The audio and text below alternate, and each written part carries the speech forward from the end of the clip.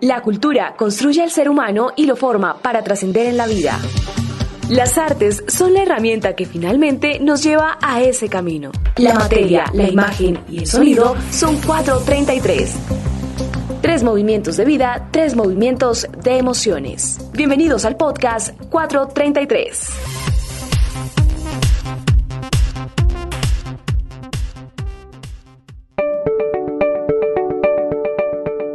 Hola, ¿qué tal? Espero que estén bien. Mi nombre es Sebastián Alvarado y esta es una nueva entrega de 433, el podcast de los pregrados de Artes Visuales y de Música de la Fundación Universitaria Juan de Castellanos.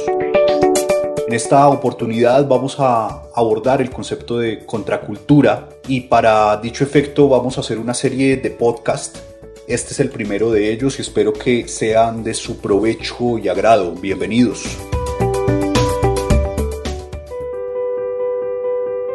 Pues bueno, el concepto de contracultura en sí mismo lleva a un concepto más grande que es la cultura en sí misma. Y la cultura, por definición, no tiene una sola posibilidad de asimilarse, sino que todas esas definiciones posibles de la cultura nos permiten tener como norte una suerte de conjunto o articulación de prácticas, conocimientos, saberes, tradiciones, costumbres e ideas que dan forma a la identificación y que caracterizan a una sociedad determinada, indistintamente de cuál sea esta. En ese sentido entendemos que la cultura es un sistema de relaciones entre los sujetos que conforman las sociedades.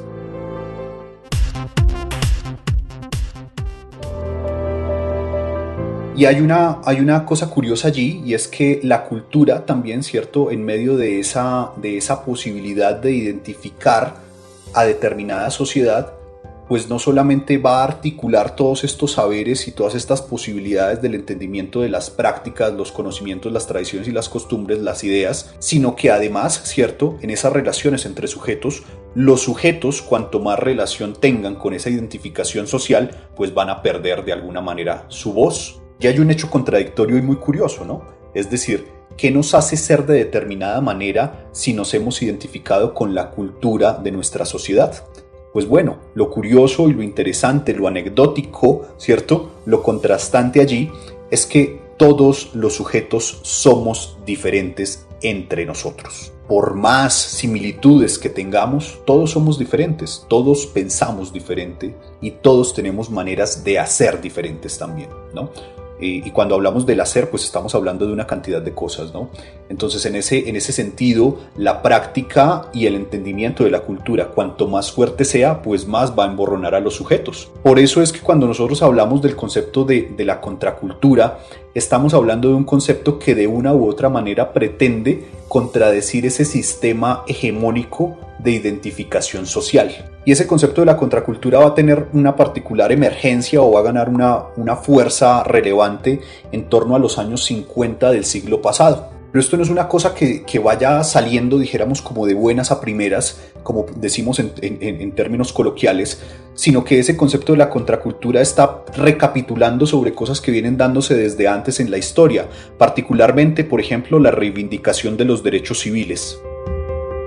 Y esa reivindicación de los derechos civiles, pues nosotros la podemos trazar, ¿cierto?, hasta la Revolución Francesa, por ejemplo, y entender, ¿cierto?, que después de unos periodos de despilfarro de la monarquía francesa, pues el pueblo ha ganado, dijéramos, una conciencia diferente y ha reclamado su lugar en la participación y en la construcción de ese poder democrático que se viene de una u otra manera gestando porque hay un despertar a las acciones del gobierno. Por ejemplo, en torno a 1786 que se da, dijéramos, ese hecho histórico de la Revolución Francesa, pues unos pocos años después, ¿cierto?, en 1789 surge la Declaración de los Derechos del Hombre y del Ciudadano, que fueron traducidos en 1793 por Antonio Nariño, y que hizo, dijéramos, 100 copias, y fue encarcelado por eso. Curiosamente, ¿cierto?, en 1791, es decir, 2 años después que sale a la luz la Declaración de los Derechos del Hombre y del Ciudadano, que son producto de la Revolución Francesa, hay una escritora que se llama Marie Gousse, que es el seudónimo, pues, de Olympe de Gouges, que era una feminista del siglo XVIII, se permite desde una posición de género, ¿cierto?, hacer un ligero cambio dentro de esa declaración y promulga los derechos de la mujer y de la ciudadana.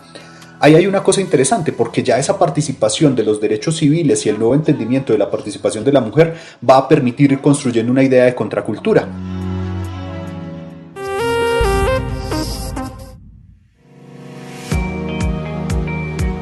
No obstante, cuando nosotros hablamos de los años 50 del siglo pasado, también nos vamos a remitir a que todo ese entendimiento de los derechos civiles, de las participaciones de los sujetos dentro de las sociedades mismas, no solamente nos están remitiendo a unos hechos revolucionarios y a una toma de armas, por decirlo así, literal, como sucedería en la Revolución Francesa, que incluso, dijéramos, termina derivando en la decapitación de el rey Luis XVI y de su esposa María Antonieta. No estamos hablando solamente de ese tipo de revolución, estamos hablando de un cambio en las maneras de ser, de pensar y de hacer distintas posibilidades de reflexionar el mundo.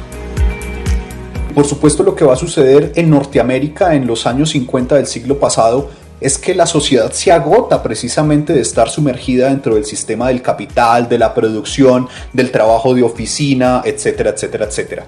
Es decir, todas esas relaciones como para buscarse un lugar en la sociedad y para ser alguien en esa sociedad terminan siendo desmoronadas y desvanecidas porque después de la guerra todo el mundo ha perdido la esperanza. Todo el mundo está desvanecido dentro de su misma miseria, por decirlo así. El panorama pues parece prometedor, pero hay que reconstruir todo un estado, y no estamos hablando de un estado político, sino de un estado mental, por decirlo así.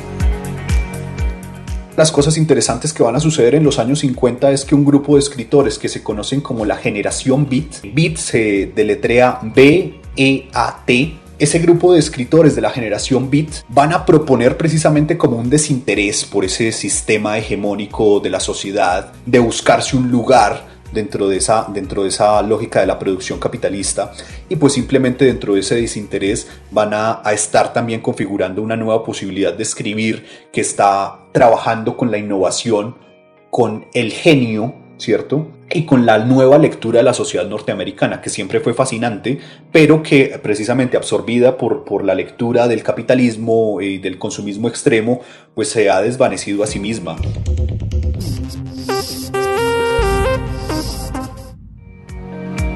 Uno de los ejemplos interesantes pues puede ser, dijéramos, En el camino, On the Road, de Jack Kerouac. Tenemos también otros referentes como Allen Ginsberg, por ejemplo, con Aullido, o William Burroughs con El almuerzo desnudo. Y allí hay una revisión particularmente como de esas nuevas posibilidades de escribir y de esa cotidianidad estadounidense que es absolutamente delirante y sorprendente, no precisamente revisando la historia, dijéramos, como de su construcción, de la industria, sino más bien como de esa cotidianidad que resulta, dijéramos, como delirante, sorprendente, fascinante y muchísimas veces incoherente. De hecho, eso es un principio de escritura también que va a tener, dijéramos, como cabida dentro de los escritores de esta generación.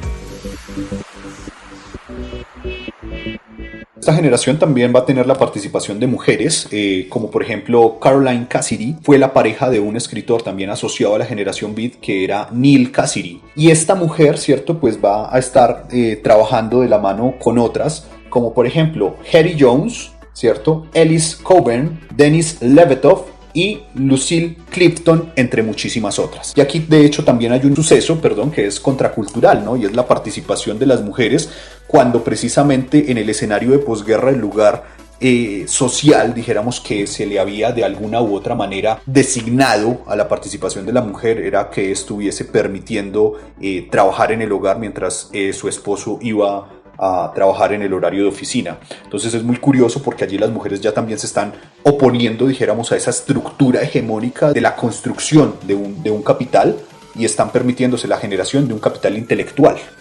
Entonces sucede una cantidad de cosas muy lindas ahí detrás, y dentro de esas cosas que van a permear la escritura de la generación Beat va a estar, dijéramos, detrásito el jazz. Y el jazz pues es una cosa maravillosa porque es una música que proviene también de una larga data, y precisamente los derechos civiles allí van a estar, dijéramos, encabezados por la población afroamericana.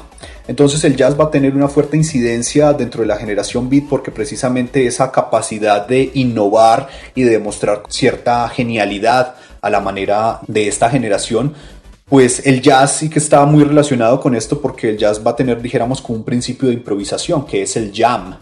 Y esto va, dijéramos, como a aportar muchísimo a esas nuevas relaciones que parten del arte y que surgen desde ese concepto de la contracultura.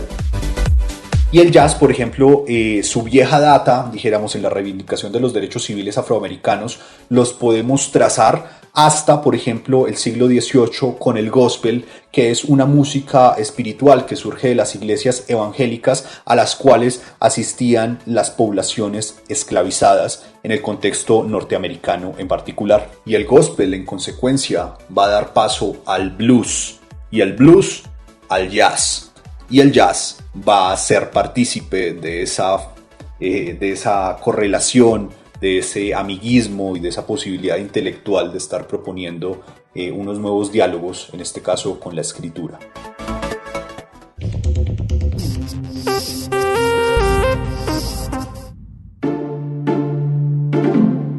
De tal manera que es una relación pues muy compleja. Y de momento vamos a hacer una pausa en esta primera entrega de 433 para abordar el concepto de contracultura y en la próxima emisión lo retomaremos. Esto ha sido todo por hoy. Espero que tengan un feliz día, que la hayan pasado sabroso escuchando este podcast. Chao, chao. Hasta la próxima.